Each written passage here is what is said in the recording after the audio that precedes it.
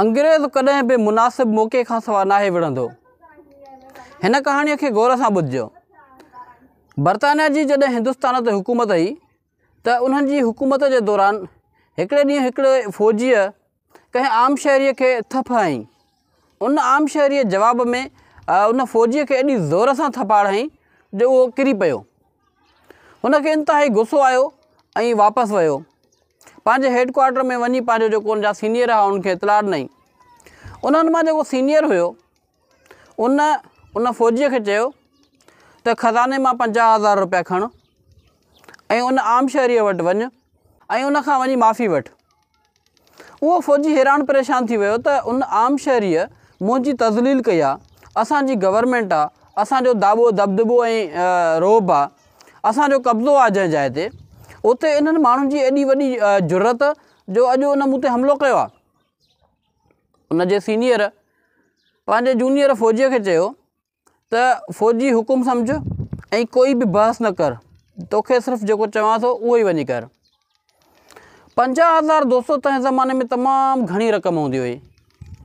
उन फ़ौजीअ 50,000 खयों ऐं उन आम शहरीअ वटि वियो जंहिं हिन खे थफाड़ हई हुई। उनखे चयईं त मूं तोखे थफाड़ हईं, उनजे बदिले में तो थफाड़ हईं, इहो हिसाबु बराबरि थी वियो। मूं जेका तुंहिंजी तज़लील कई उनजे बदिले में मां तोखां माफ़ी वठां थो ऐं ॾंड में तोखे हीअ रक़म अदा कयां थो, मूंखे माफ़ कर। उन माण्हूअ उन फ़ौजीअ खां उहा रक़म वरिती, क़बूल कई ऐं माफ़ करे छॾियो। उहो फ़ौजी वापसि आयो।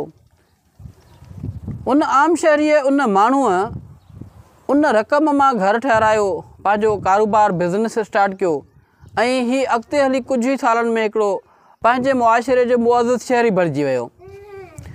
हाणे उन सीनियर ऑफिसर पंहिंजे जूनियर ऑफिसर खे घुरायो ऐं हुनखे चयईं त छा तोखे उहा ॻाल्हि यादि आहे त तोखे हिंदुस्तान जे हिकिड़े आम शहरीअ थफाड़ हई हुई?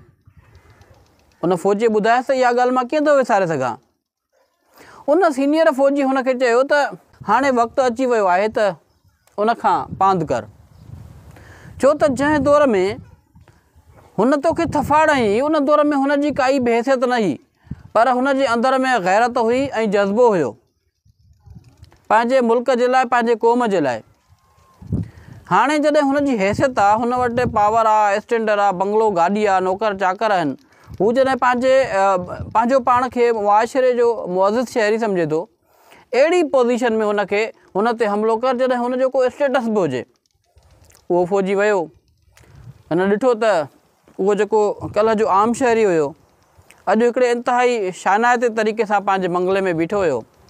फ़ौजी पंहिंजे प्रोटोकॉल सां आयो, गाॾीअ मां लही उन आम शहरी जेको कल्ह जो आम शहरी हुयो उनखे ज़ोरदार थपाड़ हयईं, पर उहो माण्हू ख़ामोश रहियो, चुप रहियो ऐं उन का बि मज़ाहिमत न कई।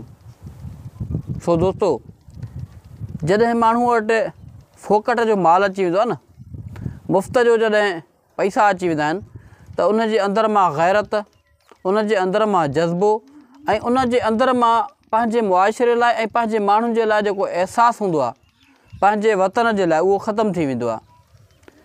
ऐं बिल्कुलु अहिड़ी तरह जा असांजे मुआशिरे में अॼु बि खोड़ मिसाल आहिनि, जिन माण्हुनि वटि बि शॉर्टकट वारो तमामु घणे पैमाने ते माल अची वेंदो आहे, पैसो अची वेंदो आहे, यकीननि उन्हनि जे अंदर मां गैरत ऐं अहसासु ख़ासि तौरु पंहिंजे मुआशिरे ऐं वतन जे लाइ बिल्कुलु ख़तमु थी वञे थो।